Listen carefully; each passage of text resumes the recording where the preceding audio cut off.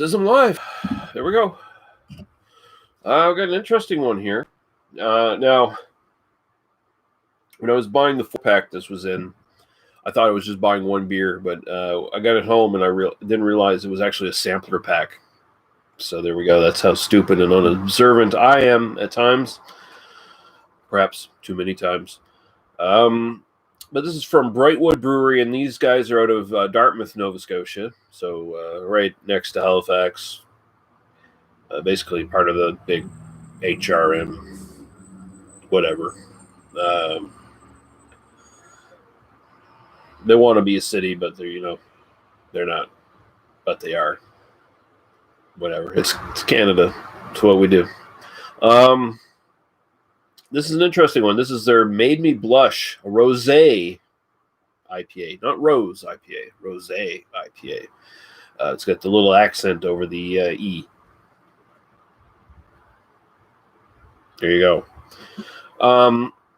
So this is a Belgian IPA modeled after a rosé wine.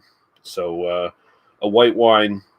I think they're going for like a Savon Blanc, or however you pronounce that shit. I don't know. But it's a strong ale IPA, Belgian IPA. Of course, that means you're going to have Belgian yeast strains in an IPA that will traditionally have probably American hops in it.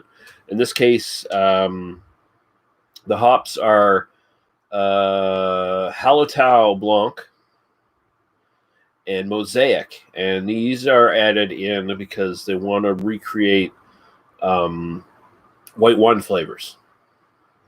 And there's also hibiscus and rose hips added to this, along with Belgian yeast, like I said. So they're really going for sort of a white wine. The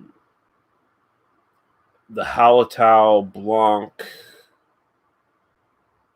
would that give white wine? Oh, yeah. No, I was thinking of something different. Hallertau Blanc will give you, it'll give you like pear and grapes and like berries and grass and shit like that. Like it'll give you like those sort of white wine-ish flavors. So they're really trying to, accent the back end of this probably with some really nice sort of like white wine flavors if you're kind of into those things. Anything else here? No.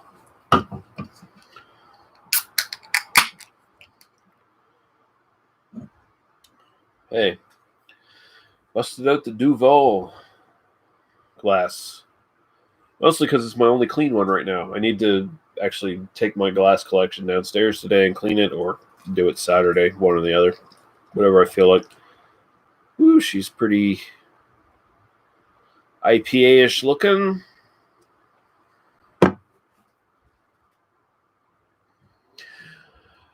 Paul says, I'm back. Dirty Glass Mafia. Yes, indeed.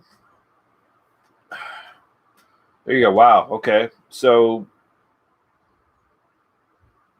that's almost bordering on like it like from copper to almost mahogany kind of color there, like a darkish copper, almost bordering on mahogany. It looks like it's a little haze broish.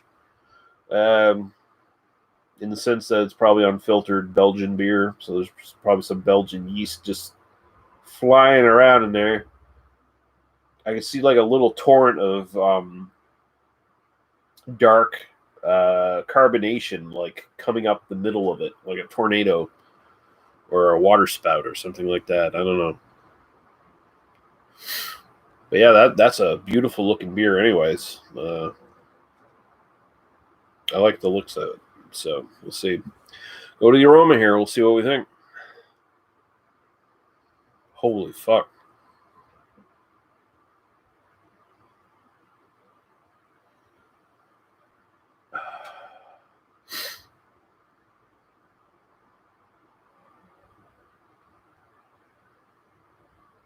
Man. It does have a sort of a rosé kind of smell to it. I mean, it's still noticeably beer in here, but big time, just like dark berry, hibiscus, the rose hips, very much perfumey coming out like that. Getting some sort of earthy note in the background of it, but whew, like honestly, it smells like a perfume bottle. But it's not too cloying that it's like, ugh. It's pleasant enough. And the most important thing is it doesn't smell artificial, because it's not artificial. So, I'm trying to. There's more notes here. There's a lot of complexity actually in that aroma, but the rose hips and the hibiscus and that sort of big berry, dark berry, fruity kind of note is really dominating. So it's hard to pull anything else, but I'm detecting something else. Like I said, there's an earthiness in there. That might be the mosaic breaking through there, and also the mosaic would probably definitely be sort of like backloading in more like berry flavor or berry aroma, I should say. Smells good. Smells like I'm not going to say it necessarily smells like a Belgian IPA, because this is definitely very floral. It's very designed to really taste like something a little bit different than your standard Belgian IPA, which would be, Belgian yeast notes, but you'd still have like a bunch of hops too, hopefully.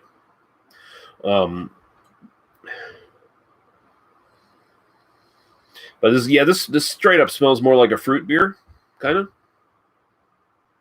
like some sort of fruit ale, but a really good smelling one. A lot of those tend to be a big letdown. They tend to be like North American wheat beers, where it's like they're either kind of really bland or they're just super artificial and really fucking disappointing. This has none of those problems. Paul says sounds very floral and complex. Yep. So go right to the taste. Cheers.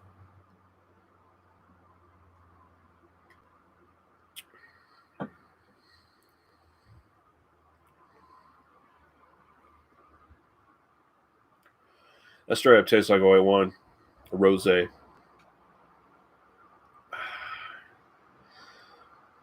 I'm getting hops on the back end. Like I'm getting hop bitterness on the back end.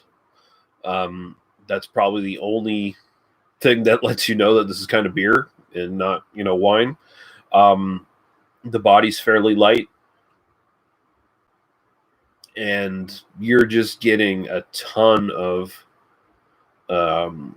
rose hip, hibiscus, dark berry. There's an earthiness underlying in it. I would say there's a bit of a sort of a white grape aspect to this.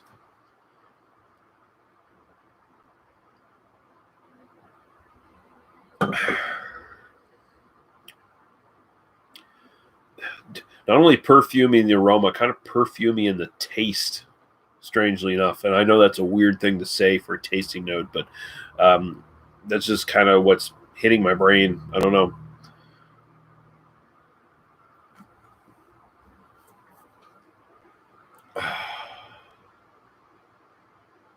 Whew. So there is a good hop bitterness here. Like it does let you know that, yes, this is an IPA. I mean, there's actually a really good level of bitterness, but it's kind of like accented by the fruitiness, like that like rose hibiscus, those big notes together that sort of combine with whatever sort of berryish kind of stuff is coming out of the hops. That kind of coats your entire mouth. It really plays in every aspect of the drink from start to finish. And it's very interesting. I don't know if it's something I'd necessarily go back to, but it is kind of well constructed. Like they're really hitting for a certain thing, and I think they kind of achieved it here. Like the hops serve to dry out your mouth in a way that a nice dry wine, would also dry out your palate. So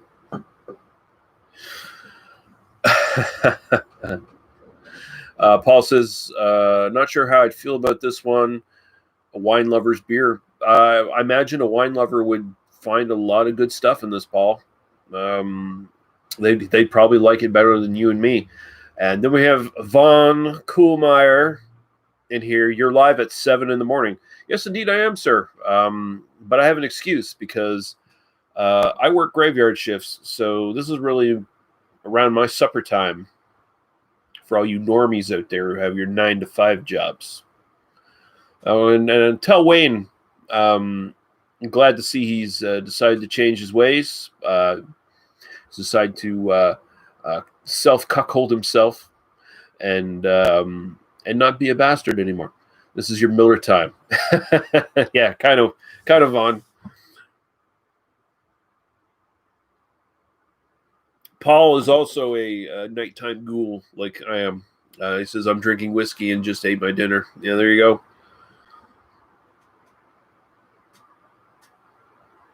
Like Vaughn, I did not get this pale, translucent skin tone from working normal days. Let's just put it that way. This is a good fucking 15, 20 years of back shift. So there you go. What whiskey are you drinking, Paul?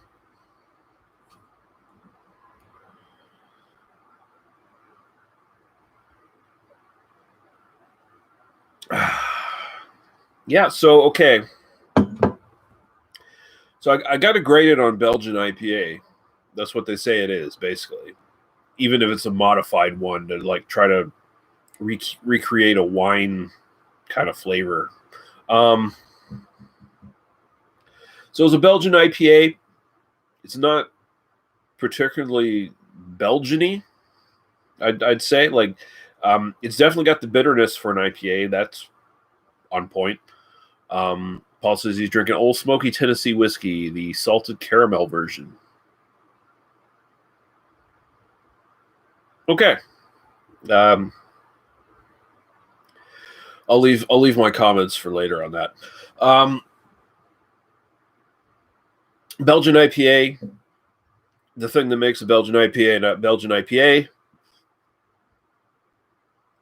is that you should get like the Belgian yeast strain shit in it, right?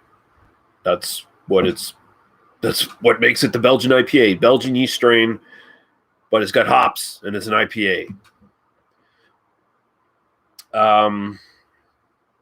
This really doesn't have that. This is, like I said, more of a fruit beer almost.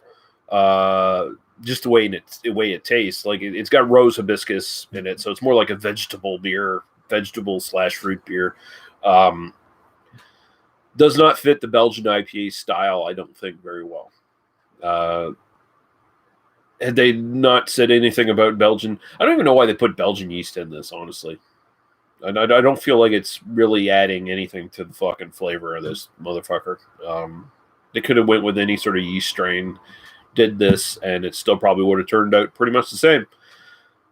So it almost makes me feel like they're being a little pretentious in this shit. And they're just like, oh, well, it's a Belgian Rosé Savon IPA with notes of hibiscus and rose hips and blah, blah, blah, blah. And go fuck yourself.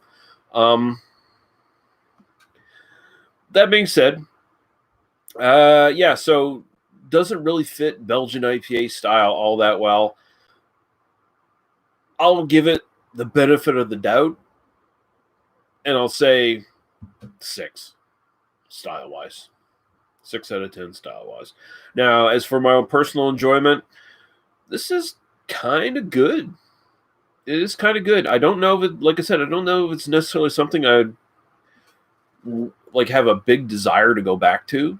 But if someone ever handed this to me again, like I would drink it fine. There's nothing actively bad about it. It's not what I'm usually used to when it comes to drinking beer, but it's something I could get into. It would be a good starter beer. Might even be a good finishing beer. I think it would work as an aperitif actually pretty well. To be honest, good food beer. I'll throw a 7.5 at it for my overall rating, my own personal preference, and I'll leave it at that. So let's see what Paul has to say here. It says the whiskey he's drinking, it's a girl's panty dropper. I hate it, but it's easy to drink. And he's saying they're acting fancier than their pants can handle. Yeah, I think they are a little